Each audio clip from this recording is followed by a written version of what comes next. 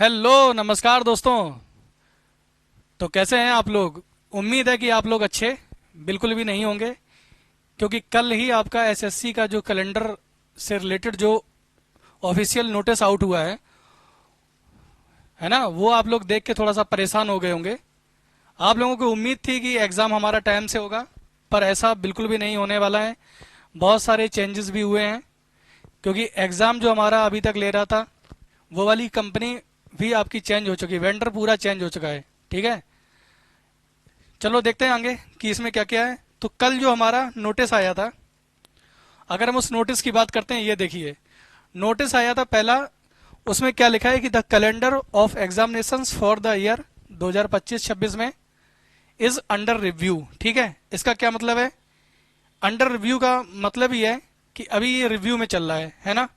तो the revised calendar of examinations will be published shortly on the website of the commissions, है ना। वो ये कहना चाह रहा है कि हमारा जो भी कैलेंडर इनका पहले आ चुका था, पर एक्चुअली में क्या हुआ है कि अब आप लोग खुद ही देख रहे हैं कि रिफॉर्म्स को लेकर भी जो आ, आंदोलन हो रहे हैं, ये सारी चीजें, टीचर्स लोग जो एसएससी ऑफिस के बाहर गए हुए थे, है ना।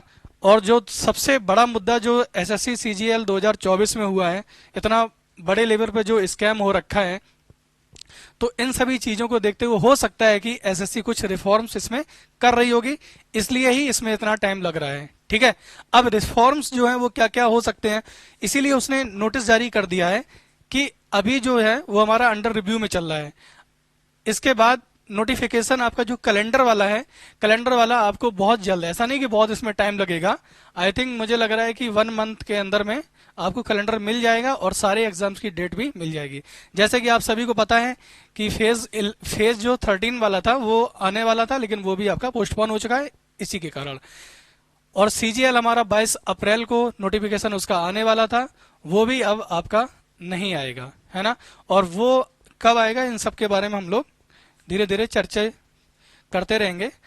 तो उसने बोल रखा है कि all the candidates are there for advise to keep a close watch on the website of the commissions. मतलब कैंडिडेट जो हमारी ऑफिशियल वेबसाइट है उस पर देखते रहे, नजर बनाए रखें, कभी भी नोटिफिकेशन आ सकता है। चलिए देखते हैं कि तो इन सब चीजों को लेके बच्चों में बड़ी मतलब हड़बड़ाहट सी हो गई है। तो और ये लाजमी भी है होना, क्योंकि हमको भी रहता है ना कि भाई एग्जाम अब कब होगा, इतना डिले हो गया, बच्चे इतनी मेहनत कर रहे थे। तो आप लोगों को मेहनत करना नहीं छोड़ना है, एग्जाम तो होगा ही होगा। आपके लिए और भी अच्छा है कि 1-2 महीने का टाइम एक्स्ट्रा मिल गया है, तो बस जान लगा दो पढ़ने में। आप लोगों को सिर्फ पढ़ाई पढ़ाई पढ़ाई होनी चाहिए, बाकी सारी चीजें जो चल रही हैं वो तो ऐसे चलती ही रहेंगी। आइए देखते हैं कि आपके सभी स्टूडेंट के मन में सबसे बड़ा सवाल क्या आता है। हाँ, इसके बाद एक और इसका नोटिस जारी हुआ है, जिसमें इन्होंने बोला है, मैं आपको इसका शॉर्टली बता देता हूं, पूरा पढ़ने की कोई जरूरत है नहीं। उसने बोला है कि the commission has decided to implement Aadhaar based biometric. ठीक है, तो अब तुम्हारा जो बायोमेट्रिक होगा ना वो आधार बेस्ड होगा। ठीक है, जिससे हो सकता है कि आपको एग्जाम में पारदर्शिता देखने को मिले। तो इन सभी चीजों को लेके बच्चों के मन में सबसे बड़ा डाउट है कि क्या एग्जाम डिले होगा। ठीक है, सबसे बड़ा क्वेश्चन है कि सर क्या एग्जाम डिले होगा। तो अब जाहिर सी बात है कि जब वो अंडर रिव्यू में चल रहा है ना, जब वो अंडर रिव्यू में चल रहा है तो जाहिर सी बात है कि आपके सारे एग्जाम डिले होने वाले ही हैं। ठीक है, वो डेट्स आपको बहुत जल्द बता दी जाएगी ऑफिशियल नोटिस के द्वारा। अब ये कब हो सकता है, तो मैंने जैसे मैं सीजीएल की बात कर लूं, तो सीजीएल का जैसे फॉर्म 22 अप्रैल को आने वाला था और इसकी एग्जाम की डेट जून या जुलाई में इसकी डेट थी।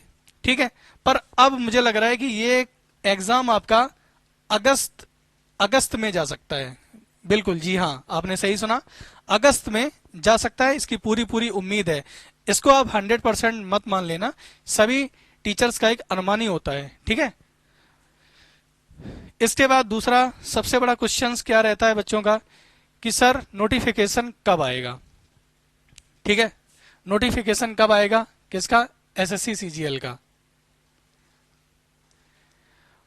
और भी जो भी एग्जाम है एसएससी के, तो वही आप मान के चलो कि लमसम 2 मंथ आप लेकिन चल सकते हो।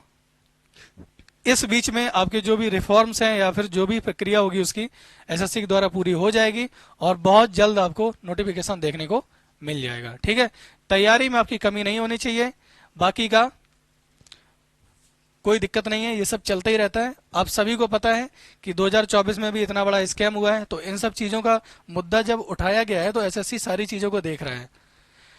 अब एक और सबसे बड़ा सवाल है कि न्यू पेपर पैटर्न। भाई देखो, जाहिर सी बात है, हम सभी लोग जानते हैं कि अब हमारा एग्जाम टीसीएस नहीं करवाएगी। आपका वेंडर 100% मुझे ऐसा लग रहा है कि चेंज होने ही वाला है, और चेंज होना ही चाहिए, क्योंकि टीसीएस ने जो हालत बना के रखी है ना, अब देखना सिर्फ ये है कि एसएससी जो न्यू वेंडर लाएगी वो आपके लिए कितना बेनिफिशियल होगा। क्या उसमें सारी चीजें सही होंगी? क्या उसका एग्जाम पैटर्न, एग्जाम का जो लेवल है वो मेंटेन हो पाएगा? ठीक है। और ये जो स्कैम होते हैं, ये स्कैम रुक पाएंगे या नहीं, वो तो आगे फिर जब एग्जाम होंगे इसके बाद उसके बारे में पता चलेगा।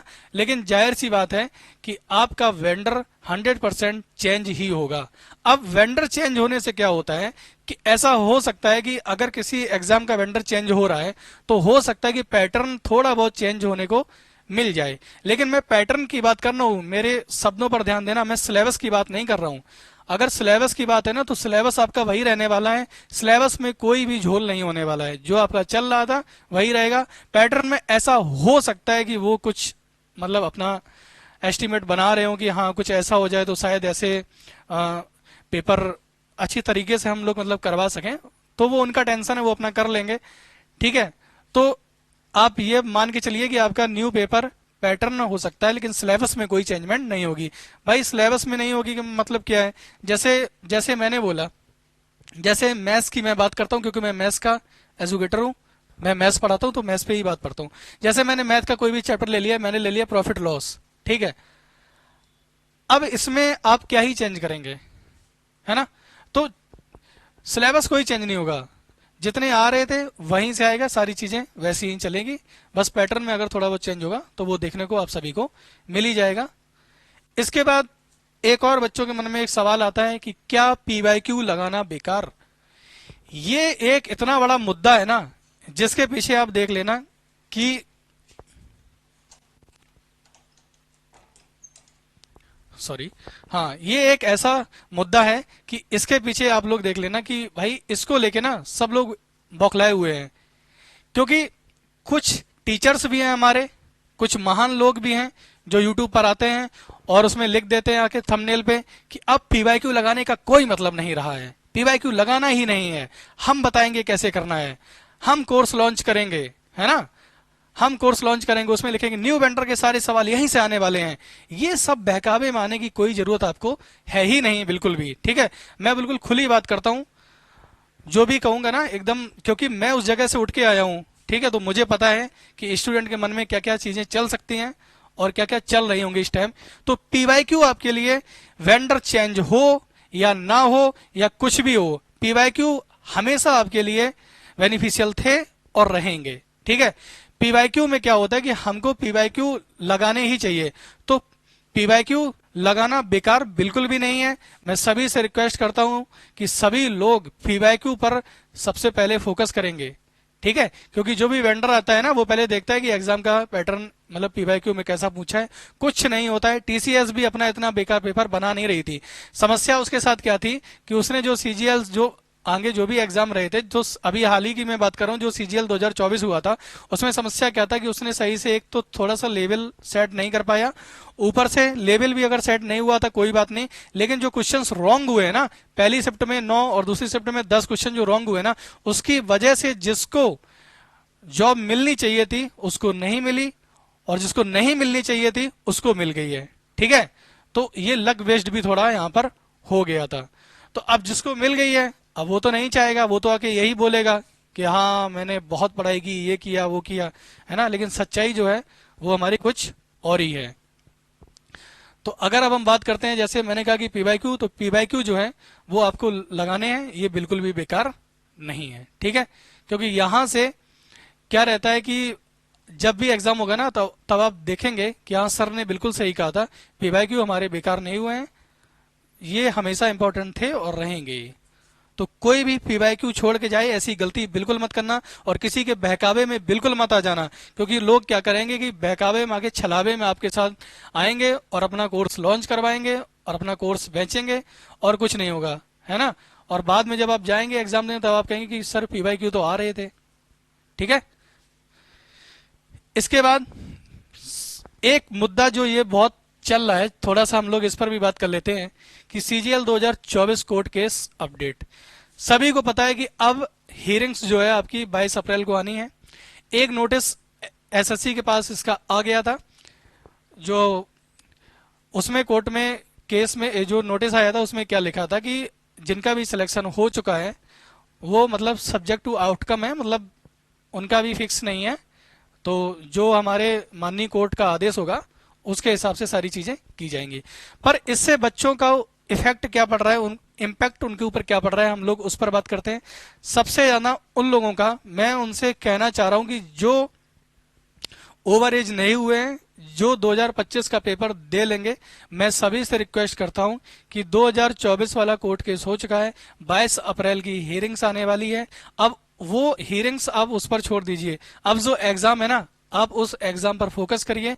बाकी की चीजें अब यूट्यूब पर अभी क्या चल रहा है कि जिसका सिलेक्शन हो गया है वो यूट्यूब पर आकर बोल रहा है कि कोर्ट केस ऐसे होते ही रहते हैं, कुछ ना होगा।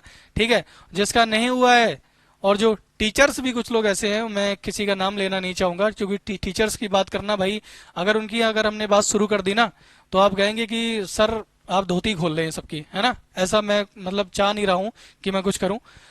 तो टीचर्स का भी यही है हालत, ऐसा कुछ नहीं है। मैंने क्या बताया अभी आप खुद ही बताइए टीचर्स का। चलो मैं एक बात कर लेता हूँ, जितने भी टीचर्स हैं ना जिन्होंने इस कोर्ट केस में, अभी क्या हुआ कि जब शुरुआत में थे ना फेम पाने के लिए सभी लोग आगे आ गए थे, हाँ ये कर देंगे वो कर देंगे, कोर्ट केस करेंगे, किसी ने कुछ नहीं किया। बाद में बस क्या होता है ना, उनके पास मैसेज आ गए व्हाट्सएप पे, सर मेरा सिलेक्शन हो गया। भाई उनको एस्टीमेट चाहिए, उनके अगर 50 60 100 सिलेक्शन हो गए, उन्होंने देखा कि यार हुआ होगा जो कुछ हुआ हो, धांधली वगैरह स्कैम वगैरह, हमको क्या करना है, हमारे पास 60 70 आ गए ना रील्स डालने के लिए और फोटो खिंचाने के लिए, सिलेक्शन आ ही गए हैं, भले ही स्कैम हुआ है, चलो रहने देते हैं ना। तभी फिर क्या होता है कि बहुत सारे टीचर्स ने बैकअप मार लिया, पहले बड़ी बड़ी बातें कर रहे थे, ये कर देंगे वो कर देंगे, हम कोर्ट केस करेंगे जाके, और कुछ भी करना पड़े रिजल्ट रिवाइज होगा। अंततः आपको देखने को क्या मिला कि भाई जिसके ऊपर बीती है, मैंने देखा ना कि कई सारे स्टूडेंट ऐसे हैं जिनके 336 330 340, जिस इतना अच्छा स्कोर होने के बावजूद भी उनको पोस्ट ढंग की मिल नहीं पाई है, और कुछ को तो मिल ही नहीं पाई है ना। और वहीं पर 291 286 वाले को एक अच्छी पोस्ट मिल गई है। तो ये एसएससी की लापरवाही भी है, इसमें उसको सुधारना भी चाहिए। और अब देखते हैं जो भी इसका अपडेट रहेगा, वो तो अब कोर्ट के ऊपर ही है सारा फैसला जो भी होगा। पर इसके चक्कर में आप लोगों को क्या है कि पढ़ाई नहीं छोड़नी है, अपना पढ़ते रहिए लगातार, अपनी जब मतलब अपना 100% आप दीजिए। और बाकी ठीक ही है, बाकी और कोई क्वेश्चन आपका शायद है नहीं। मैं बस इतना ही कहना चाहूंगा कि लगातार आप लोग पढ़ते रहिए, मेहनत करते रहिए, आगे जो भी न्यूज ऐसी आएगी तो हम आपको अपडेट करेंगे। अगर हमारी वीडियो आपको अच्छी लगी हो, पसंद आई हो, तो लाइक शेयर और सब्सक्राइब करिए। Thank you.